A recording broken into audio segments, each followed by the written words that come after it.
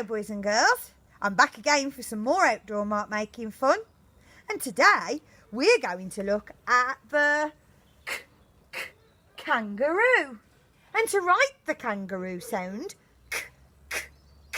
kangaroo, we're going to do it like this. Let me get my writing finger first.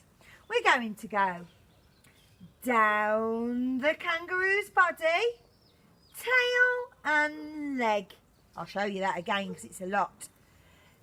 Down the kangaroo's body, tail and leg. Kangaroo.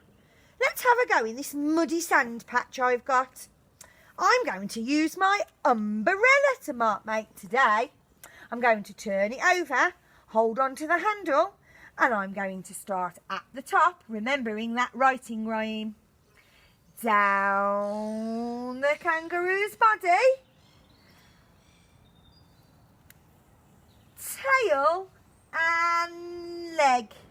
Ooh, that's tricky. Wow. See if you can have a go at that at home in your muddy patch.